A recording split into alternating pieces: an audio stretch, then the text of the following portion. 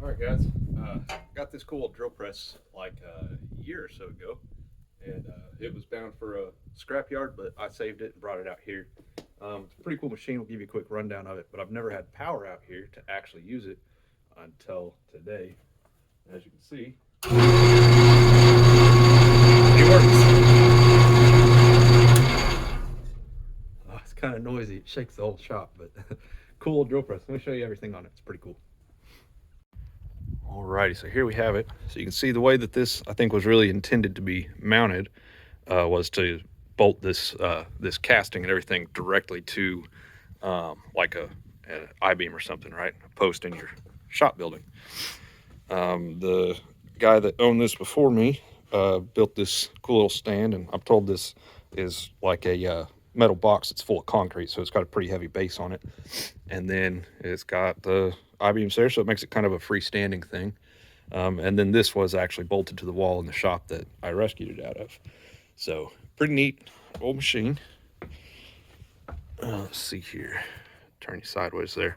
Chicago Heights, Illinois, manufacturing company number 20. Kennedy Auto up there. Obviously I'm going to need a new belt. That one's pretty ragged, so we'll get it a new belt.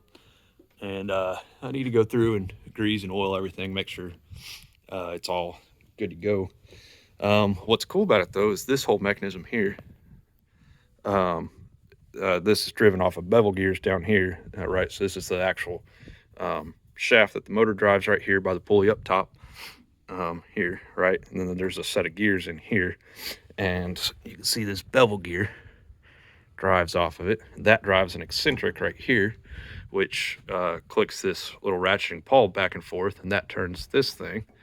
That's connected to a worm gear, right, which drives this gear, which is coupled by a taper right here by tensioning this screw, right? So you turn this handle down, and that draws these two tapers together, and that couples this gear to the handle, right?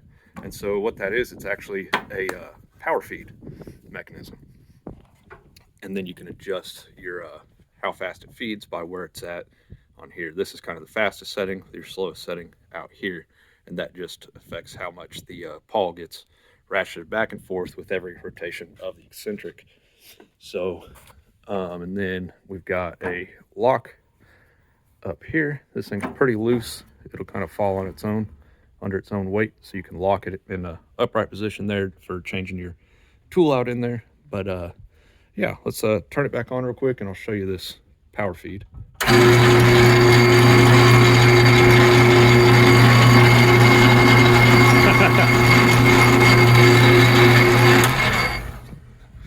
Hang on, I gotta put the camera down. This takes two hands. Be right back.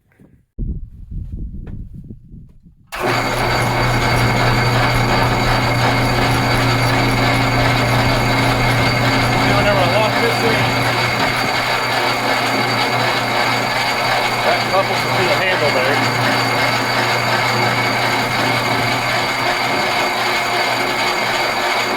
It's pretty slow, but I think you can tell it's slowly power feeding down.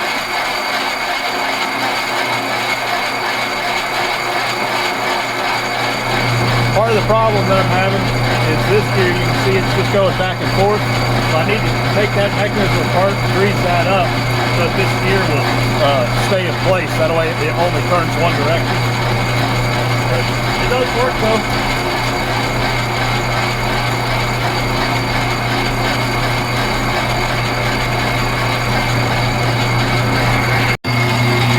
Here you can see that eccentric way it runs.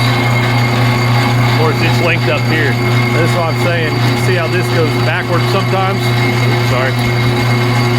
Yeah, so that goes backwards every once in a while. Sometimes all the way back, sometimes less than others. But it's kind of limiting the effectiveness there of that pawl system. See the ratchet right there. Grabs those teeth on that gear. So I need to get in here and grease this up, all this, and I think I'd make that work a little bit better.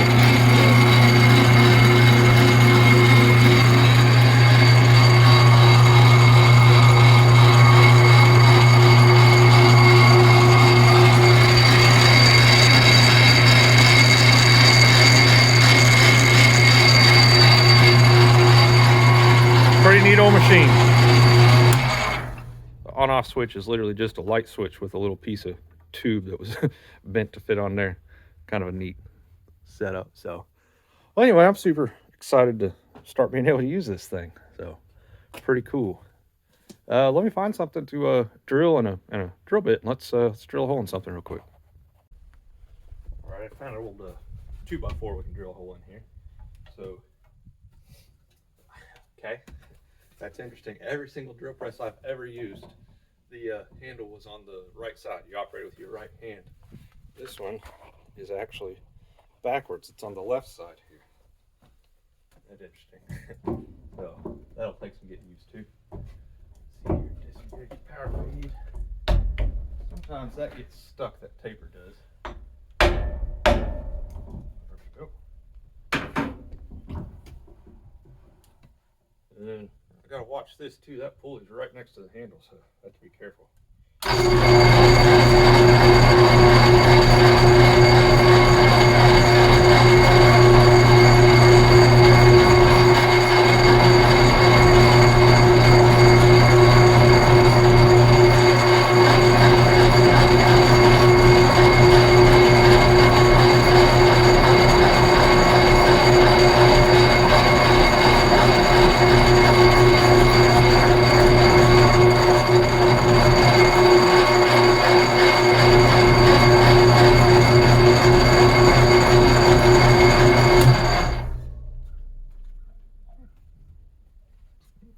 Works just fine.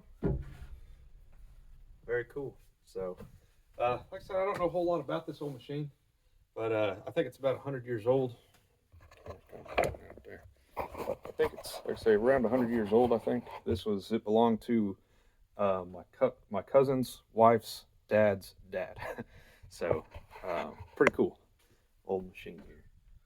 Happy to keep it running and keep doing work with it. So, alrighty. Well, thanks for watching, guys. I need to get this bandsaw dug out, and then we'll go through it. We'll make another video talking about it. It's pretty cool too. I think it's also about 100 years old, but it is a beast. Just needs a little bit of TLC. So when I get to it, I got to move a bunch of crap out of the way. We'll talk about it next. So thanks for watching, guys. Hope you like this. This old drill press. So hope you like the video. See you guys next time.